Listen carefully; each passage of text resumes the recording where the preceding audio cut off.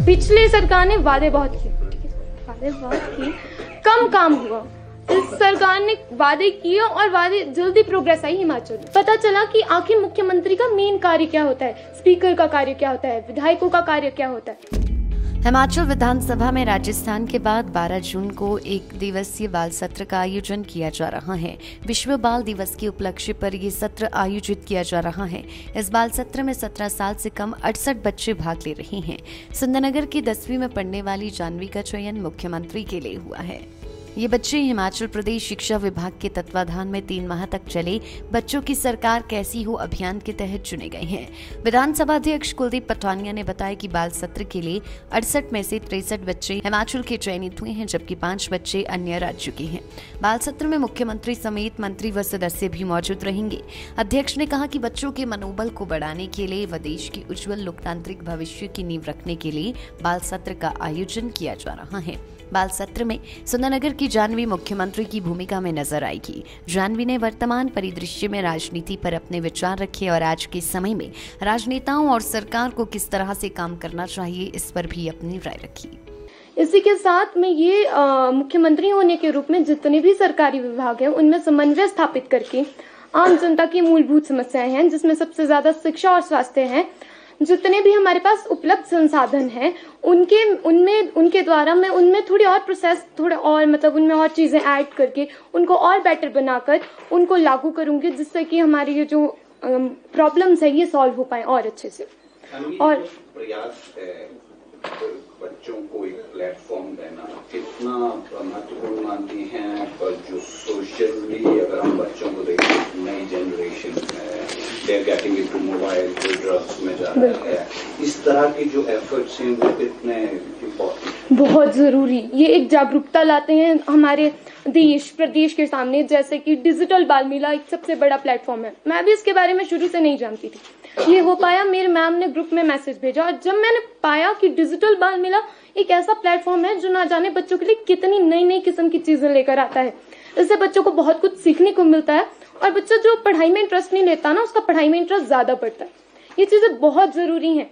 अगर ये चीजें नहीं हुई ना तो बच्चे मोबाइल में बिजी हो जाएंगे और ये ड्रग्स ऐसी चीजों में पड़ जाएंगे। तो ऐसे प्लेटफॉर्म होना बच्चों के लिए बहुत ज्यादा जरूरी है। क्या करना चाह रहे हैं, क्या पॉलिटिक्स में जाना चाह रही हो? मेनली तो पॉलिटिक्स में ऐसा नहीं है, मैं IPS या IAS अधिकारी बनना चाहती हूँ। जानवी एक प्रश्न आपसे, आप जब आपको चुना नहीं गया था CM के तौर पर तब आप सरकार के बारे में क्या सोचती थी, और आज CM जो बनाया गया आपको तो आज सरकार के बारे में क्या सोचती थी?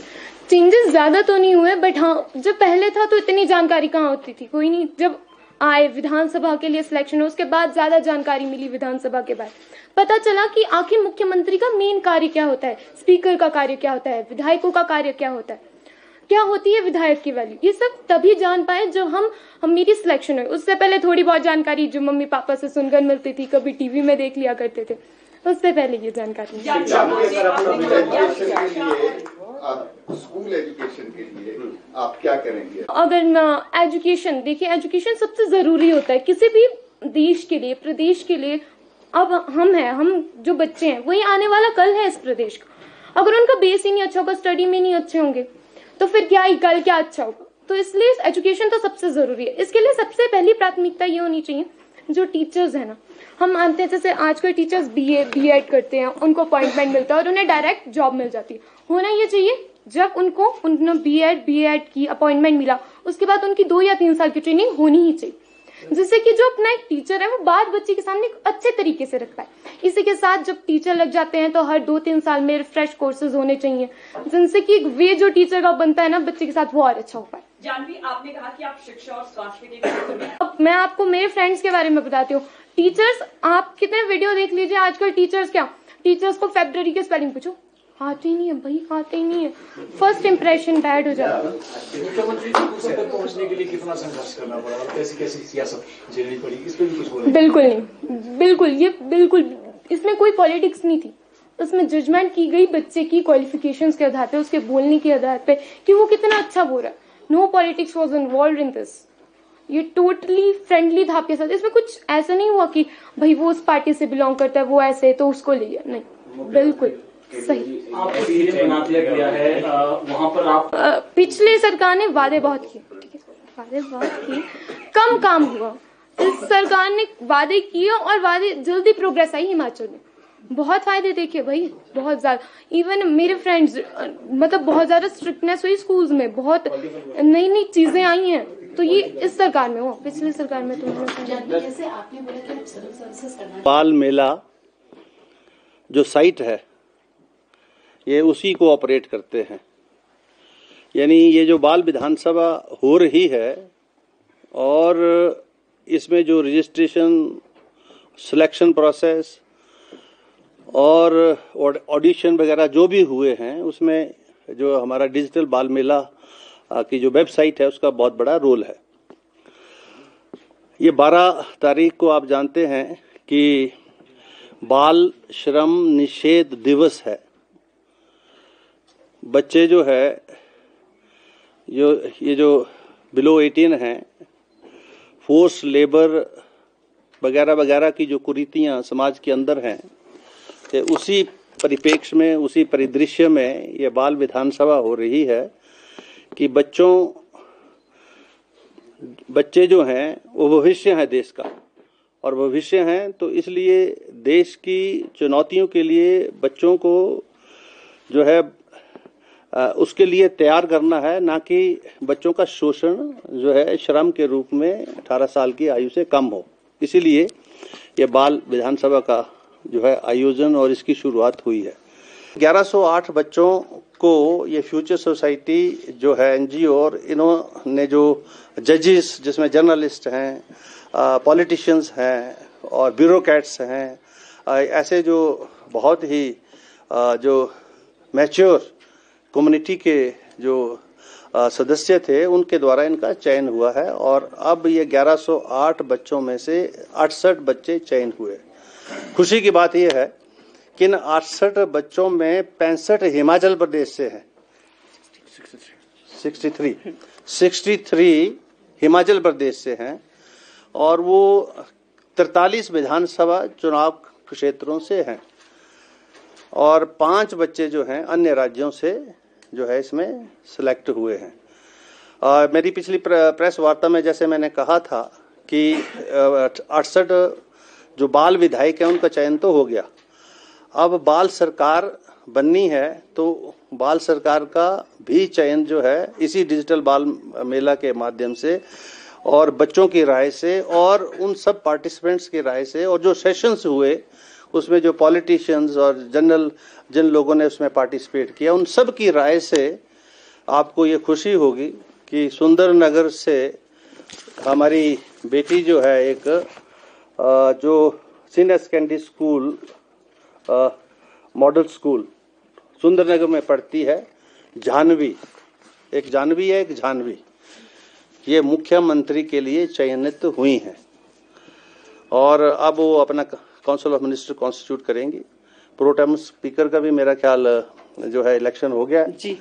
अब प्रो टर्म स्पीकर के बाद काउंसिल ऑफ मिनिस्टर बनने के बाद मुख्यमंत्री, सदन के नेता और प्रतिपक्ष के नेता का भी चुनाव अभी नहीं हुआ है। ये होने के बाद फिर स्पीकर का जो है चुनाव होगा और फिर ये विधानसभा के रूप में 12 जून को ये सारे बच्चे जो है उसमें भाग लेंगे। अब हमने विधानसभा का जो सत्र होगा उसके लिए अभी आज 10 तारीख है, कल 11 है और 12 को होगा। यानी आज भी इन बच्चों को जो है इन्होंने अंदर सेशन के अंदर जाकर अपनी सीट्स वगैरह ये वो देखनी है, क्योंकि विषय बहुत ज्यादा थे। तो इसलिए आपको पता है सदन का समय कम होता है, 11 से 5 वैसे वन डे सेशन है ये, और ये वैसे भी वो सेशन है जिसमें बच्चों ने अभिव्यक्ति करनी है।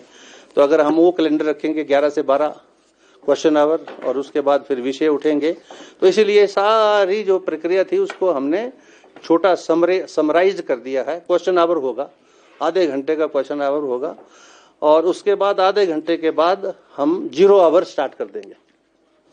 जो सेशन के अंदर 0 आवर की व्यवस्था भी नहीं है, पॉइंट ऑफ ऑर्डर की है, तो 0 आवर के माध्यम से सारे विषय जो है पक्ष विपक्ष से उठेंगे और वहां जिस जिस से संबंधित होंगे, क्योंकि सरकार को जवाब देना है, मुख्यमंत्री को जवाब देना है, या उससे संबंधित जो मंत्री है, शिक्षा मंत्री, उसको जवाब देना है, सामाजिक अधिकारिता मंत्री है उसको जवाब देना है, या पीडब्ल्यूडी मंत्री है उनको जवाब देना है, या हमारे जो आईपीएच के मिनिस्टर हैं उनको जवाब देना, तो वो जवाब देंगे और वहीं जो है अंदर उन सारे विषयों पर अपनी अभिव्यक्ति करते हुए और जवाब भी आएंगे और सवाल भी पैदा होंगे।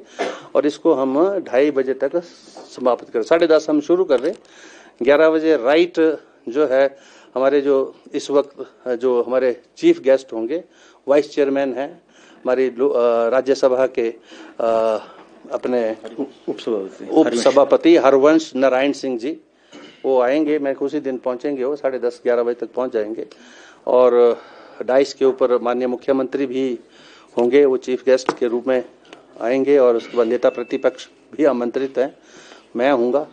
और बस उसके बाद विधानसभा का सत्र, सभी माननीय विधायक और जो मंत्री परिषद के सदस्य हैं उनको भी हमने निमंत्रण दिया है। और जो हमारी वीआईपी गैलरी है और ऑफिशियल गैलरी है वो वहाँ बैठेंगे।